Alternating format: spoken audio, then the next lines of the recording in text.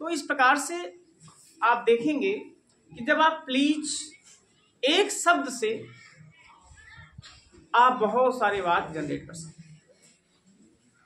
अब मान लिया आपको कोई किसी को सलाह देना है, एडवाइस देने का बात आ जाए, जैसे आप बड़े हैं और अपने छोटे भाई को, अपने छोटे किसी को आपको कुछ कहना है या कोई आपको कहना चाहता है, जैसे सड़क के बाईं ओर चलो, ये आपको कहना, आप जानते हैं सड़क के बाईं ओर चलना चाहिए और हम अपने भाई को छोटे कहना चाहते हैं कि सड़क के बाईं ओर चलो, तो पहले हम बोलेंगे चलो, walk on left side of the road. Left side मतलब बाएं तरफ, आप मतलब के रोड में सड़क, walk left side on the road, सड़क के बाईं तरफ चलो। अब मान लिया आपको किसी से कहना है झूठ मत बोलो। अब यहां झूठ मत बोलो, तो मत मतलब यहां नहीं, तो पहले आपको किसकी अंग्रेजी बोलना है? मत, डोंट, है ना। फिर बोलो, डोंट टेल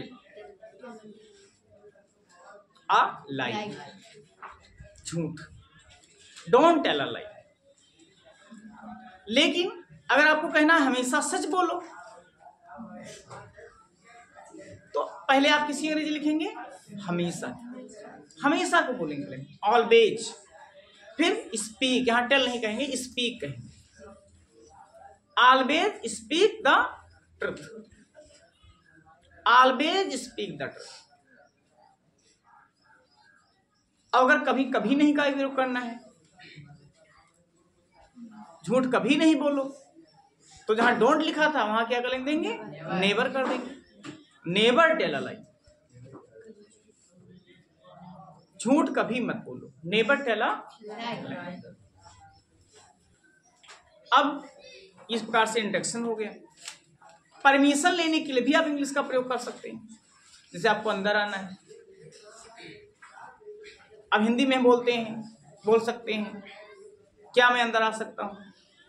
अब जब क्या पहले आ जाए तो आपको पहले वर्ब जो होते हैं, मॉडल या ऑक्सिलरीज, उसको पहले यूज करते हैं। क्या मैं अंदर आ सकता हूं, तो पहले आप यूज करेंगे मे आपका मॉडल ऑक्सिलरीज है, इसका मतलब होता है सकना, जहां पे पोलाइटली शो किया जाता है, नम्रता दिखाने के लिए हम मे का यूज करते हैं। नम्रता मतलब हम अपने नम्र भाव को प्रकट कर रहे हैं कि मे यानी क्या, आई, मैं। अब मे का यहां दो अर्थ हो जाएगा, सकना भी हो जाएगा और क्या भी हो जाएगा। मे आई कम, कम मतलब आना होता है, इन मतलब अंदर, मे आई कम इन, क्या मैं अंदर आ सकता हूं। अब अंदर आने के लिए आप इनका प्रयोग करते हैं और बाहर जाने के लिए आउट का प्रयोग करेंगे। आउट मतलब बाहर, गो मतलब जाना होता है। अब मान लिया आपको कहना है क्या मैं बाहर जा सकता हूं, तो जहां पे वहां आना था वहां जाने की इंग्लिश हो जाएगी, और जहां अंदर थी वहां पे बाहर की इंग्लिश हो जाएगी। तो मे आई गो आउट, जहां कम इन था वहां गो आउट हो जाएगा, मे आई गो आउट। इसके साथ में आप अगर सम्मानीय सूचक शब्द है तो आप सर या मैडम कुछ इसके आगे लगा भी सकते हैं, उसको पहले भी बोल सकते हैं, बाद में भी बोल सकते हैं। सर पहले भी कर सकते हैं या बाद में भी कहा जा सकता है। सर मे आई कम इन या मे आई कम इन सर, दोनों जगह हम सर का यूज कर सकते हैं, श्रीमान। इस प्रकार से हम परमिशन लेने के लिए भी और परमिशन देने के लिए भी इंग्लिश बोल सकते हैं।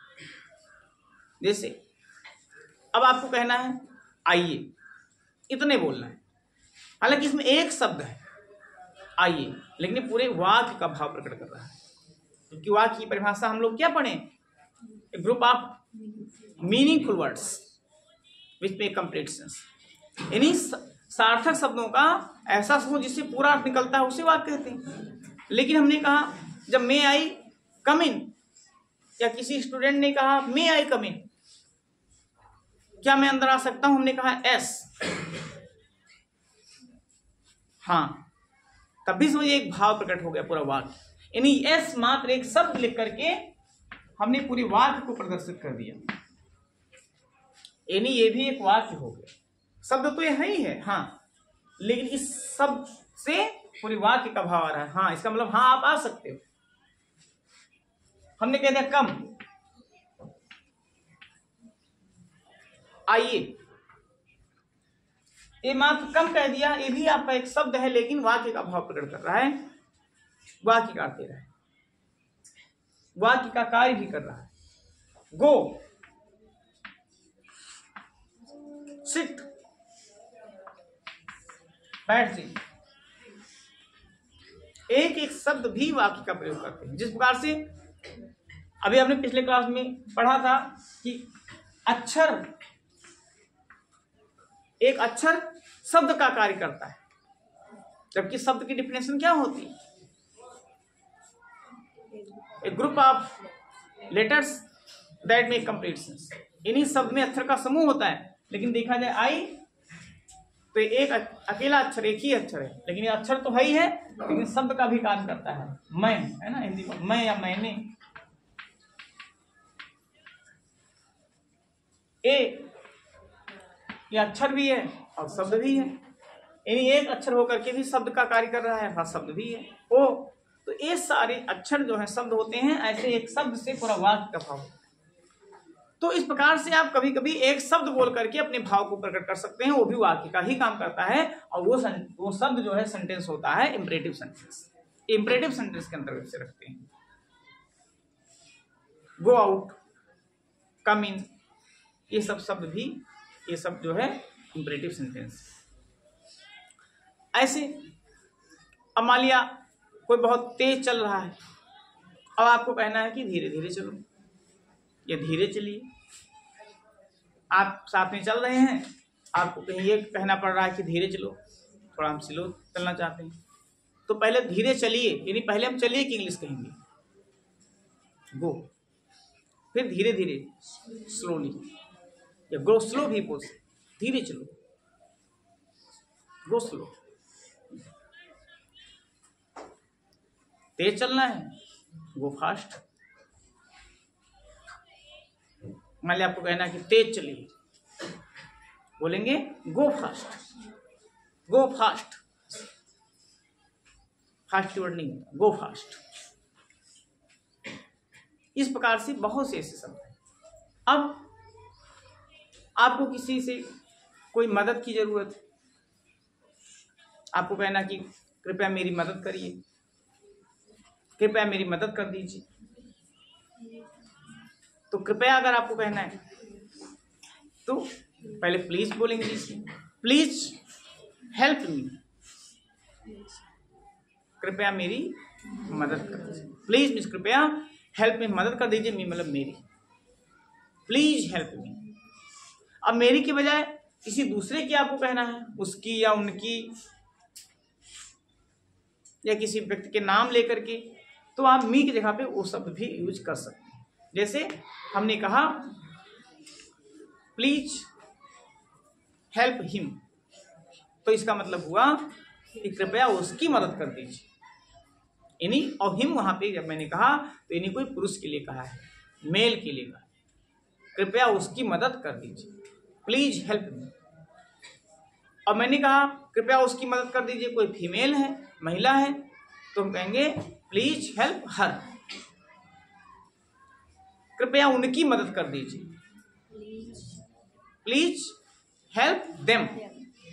किसी का नाम लेकर के आपको कहना है, तो जहां देम है वहां उसका नाम भी ले सकते हैं, एक का भी नाम ले सकते हैं, एक से अधिक का भी नाम ले सकते हैं।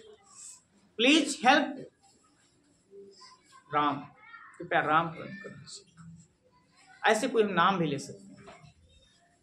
हम किसी से मदद के लिए जो है अपेक्षित आदेश भी ले सकते हैं, या उससे परमिशन भी ले सकते हैं। जैसे हम बोलते हैं कि क्या मैं आपकी मदद कर सकता हूं, मे आई हेल्प यू, तो यहां पे मे का प्रयोग करेंगे। मे का मतलब होता है पॉसिबिलिटी, नम्रता दिखाने के लिए। कैन का भी मतलब सकना होता है, कैन यहां कर सकते हैं, लेकिन कैन यहां क्षमता अपनी हो जाएगी, लेकिन पहले हम नम्रता भाव प्रकट कर रहे हैं, यानी आप चाहे तो मैं आपकी मदद कर सकूं। इस प्रकार से अगर हमको कहना है क्या मैं आपकी मदद कर सकता हूं, क्या मैं आपकी मदद कर सकता हूं, क्या मैं आपकी सहायता कर सकता हूं। May I help you, may I help you. अगर मैं आपसे परामर्श लेकर के किसी और की सफलता करना चाहता, मतलब सहायता करना चाहता हूं, तो मैं ऐसे भी बोल सकता हूं क्या मैं उसकी सहायता कर सकता हूं, क्या मैं आपके भाई की सहायता कर सकता हूं। ऐसे आप कई वाक्य बोल करके देखिए और कई वाक्य का प्रैक्टिस भी करिए अपने बिहेवियर में। क्या मैं आपके भाई की मदद कर सकता हूं, may I help your brother. क्या मैं उसकी मदद कर सकता हूं, मे आई हेल्प हर, या हिम भी कर सकते हैं। हिम हर समझ चुके होंगे, पुरुष के लिए अगर कहना हो तो हिम ऑब्जेक्ट के रूप में, और किसी महिला के लिए, स्त्री के लिए कहना हो तो हर। क्या मैं आपकी बहन की मदद कर सकता हूं, may I help your sister. इस प्रकार से हम मदद लेना और मदद करने के लिए हम अपने सुझाव को रखने के लिए भी हम मे का प्रयोग करते हैं। प्लीज, मे, ये सब जो है शब्द हम कैसे यूज करते हैं। अब मान लिया हमको कोई और अनुदेश देना है, किसी को निर्देश देना है, डायरेक्शन और देना है, और बहुत सारे सेंटेंस अपने लाइफ में यूज करते हैं, अपने दैनिक जीवन में यूज करते हैं। जैसे प्रतिदिन व्यायाम करो, अक्सर कहते हैं, हम हिंदी में बोलते हैं। अगर इसको इंग्लिश में कहना है प्रतिदिन व्यायाम करो, तो व्यायाम करना की इंग्लिश पहले कहेंगे एक्सरसाइज डेली, बस दो शब्द बोल देंगे, एक्सरसाइज डेली, प्रतिदिन व्यायाम करो। लेकिन अगर इसको ऐसे आपको बोलना है कि आपको प्रतिदिन व्यायाम करना चाहिए, ऐसे भी कभी कभी बोलना पड़ता है कि आपको प्रतिदिन व्यायाम करना चाहिए। आप बहुत बीमार हैं, आप बहुत बीमार हैं, you are very sick, you are very ill, आप बहुत बीमार हैं, यू आर वेरी सिक, और आपको व्यायाम करना चाहिए। आप बहुत बीमार हैं, आपको व्यायाम करना चाहिए। तो यहां शुड का प्रयोग करेंगे, यू शुड एक्सरसाइज। अगर प्रतिदिन कह देते तो डेली लगा देते हैं। आपको प्रतिदिन व्यायाम करनी चाहिए, यू शुड एक्सरसाइज डेली। अब इसमें शुड का, चाहिए का जहां भाव आए वहां शुड का प्रयोग करते हैं। शुड का भी प्रयोग करते हैं, मस्ट का भी प्रयोग करते हैं, और आट टू का भी प्रयोग करते हैं। ऐसा भी हम अपने बिहेवियर में यूज करते हैं चाहिए वाले सेंटेंस, जिसके अंत में चाहिए आए। जैसे आपको अपने माता पिता की सेवा करनी चाहिए। अब यहां पे हम शुड का प्रयोग नहीं करेंगे, क्यों? क्योंकि जहां नैतिकता दिखानी हो, नैतिक कर्तव्य हो, मॉरल ड्यूटीज हो, वहां पर हम आर टू का प्रयोग करते हैं। आर टू, OUGST, ये आर टू का जो प्रयोग है ये मॉरलिटी दिखाता है। OUGHT, ये मॉरल शो करने के लिए यूज करते हैं, जिससे हमारा नैतिक कर्तव्य है कि हम अपने माता पिता की सेवा करें। हमें अपने माता पिता की सेवा करनी चाहिए, तो बी लगाएंगे, बी का यूज करेंगे WE। आपको अपने माता पिता की सेवा करनी चाहिए, तो यू कह देंगे। जैसा सब्जेक्ट होगा वैसा हम यूज करेंगे। हमें अपने माता पिता की सेवा करनी चाहिए, तो बी आर टू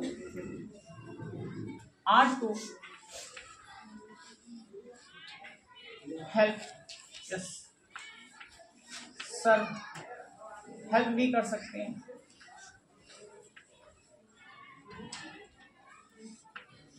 सेवा का भाव यहां दो, सहायता भी हो सकता है और सर्व भी हो सकता है। हमें प्रतिदिन पूजा करना चाहिए,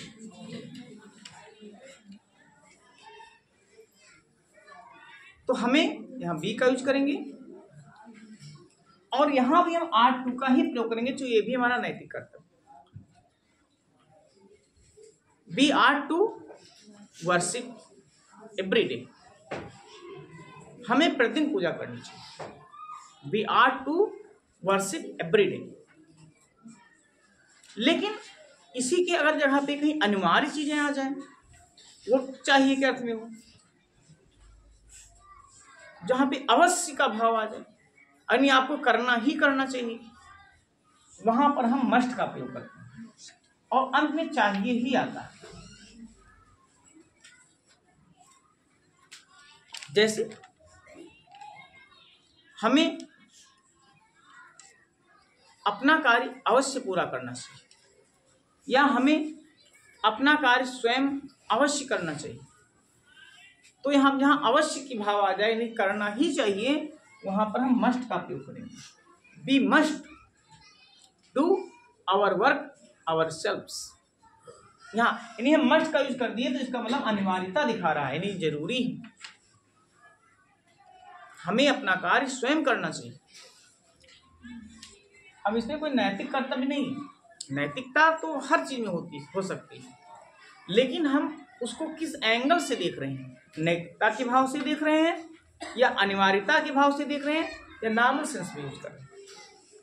अगर हम इसको अनिवार्यता के रूप में देख रहे हैं, हमें अपना कार्य अवश्य करना चाहिए या हमें अपना कार्य स्वयं अवश्य करना चाहिए, तो यहाँ पर हम मस्ट का प्रयोग करेंगे, जहाँ पे अनिवार्यता हमको दिखाना है। We must work, we must do our work ourselves, we must do our work. अब मान लीजिए यहाँ पे हमें के बजाय आपको कहना हो, आपको अपना कार्य स्वयं अवश्य करना चाहिए, तो you must do your work your self. इस प्रकार से मस्ट अनिवार्यता के लिए दिखाया जाता है। और अगर आपको नॉर्मल यूज करना है, जैसे ना अनिवार्य है, ना अनिवार्यता शो हो रहा है और ना आपको कोई मॉरलिटी दिखाई दे रही है, तो आप उसमें शुड का प्रयोग करिए, नॉर्मल है। जैसे आपको व्यायाम करना चाहिए, आपको समय से विद्यालय जाना चाहिए, या नॉर्मल इसको हम ले रहे हैं। हालांकि ये भी अनिवार्यता भी हो सकता है, अगर आपको कहीं ये दिखाना है, किसी से कहना है कि आपको विद्यालय अवश्य आज जाना चाहिए, तो हम यहाँ कहेंगे you must go to school today. आज आपको विद्यालय अवश्य जाना चाहिए। जैसे विद्यालय में टेस्ट हो या पेपर चलता हो, तो समझिए अनिवार्य है तब पहुंचना, तो वहां पे वही जगह सेंटेंस वही है, लेकिन आपका भाव कैसा है, किस भाव से आपको प्रयोग करना है, वहां पे आप मस्ट का यूज कर सकते हैं। यू मस्ट गो, मस्ट है यहाँ पे, you must go to your school today because today is a special day of our test. आज स्पेशल दिन है टेस्ट का, है ना। कोई भी ऐसा हो सकता है जहाँ पे अनिवार्यता दिखा। लेकिन वही नॉर्मल, अगर आपको विद्यालय जाना है, ऐसे कहना आपको विद्यालय जाना चाहिए, तो ये तो नॉर्मल है ही भाई, तो रियल रूल है, कॉमन रूल है कि भाई विद्यालय तो जाना ही चाहिए, कुछ जाएंगे तो कुछ ना कुछ सीखेंगे। तो वहाँ कहेंगे बी शुड या यू शुड, आपको कहना है तो you should go to school. Instruction है, अनुदेश देना है, निर्देश देना है, तो वहाँ पे हम शुड का प्रयोग इस प्रकार से करेंगे। मस्ट, शुड, आर्ट, टू, ये तीनों हैं शुड के अर्थ, चाहिए के अर्थ में यूज करते हैं। हाँ, ये है कि कैसा सेंस है, कैसा भाव है और किस सिचुएशन में हमको यूज करना है, ये डिपेंड करता है स्पीकर पर और लिसनर पर। तो आपने सीखा चाहिए का, शुड का प्रयोग भी हम कर सकते हैं, कब करते हैं ये भी आपने जाना, नॉर्मल सेंस में। जैसे हमें प्रतिदिन व्यायाम करना चाहिए, हमें प्रतिदिन बड़ों का कहना मानना चाहिए, या हमें सड़क की बाईं तरफ चलना चाहिए, हमें समय से विद्यालय जाना चाहिए, हमें बड़ों का आदर करना चाहिए। यहाँ पर आप शुड का प्रयोग कर सकते हैं। हालांकि जहाँ पे नैतिकता हो वहाँ पे आप तुरंत आर्ट लगा दें। अब मान लिया हमको बड़ों का आदर करना चाहिए, ये हमारा नैतिक कर्तव्य, तो यहाँ पर हम तुरंत कह देंगे we are to respect our elders, we are to. यहाँ आर टू का प्रयोग करेंगे। We are to respect our elders. और अगर वही अनिवार्यता हो तो मस्ट। ऐसे आप चाहिए के साथ साथ और बहुत से ऐसे सेंटेंस हैं जो हम डेली यूज करते हैं, और उनको चाहें तो हम हिंदी भाषा को इंग्लिश भाषा में अनुवाद करके इंग्लिश में भी बोल सकते हैं। जैसे हमको कहना किसी से जल्दी चलो, कि भाई सबसे कहते हैं भैया तो स्कूल देर हो रहा है, बहुत जल्दी चलो, जल्दी चलो। तो वो फास्ट भी बोल सकते हैं, हरी अप, हरी, HURRY, हरी, हरी अप, जल्दी, जल्दी के लिए यहाँ जाओ, हरी शब्द है, जल्दी के यूज कर सकते, हरी अप। शांत रहो, ये भी हम बोलते हैं, किसी कहना शांत रहो, शांत हो जाओ, बी क्विक, क्विट में शांत। धैर्य रखो, कहना किसी धैर्य रखो, मेक पेशेंस, ये सब बोलते हैं, इसको हम सीख लें। और हिंदी भाषा के सेंटेंस को इंग्लिश में हम आसानी से बोल सकते हैं, छोटे छोटे सेंटेंस। शांत रहो,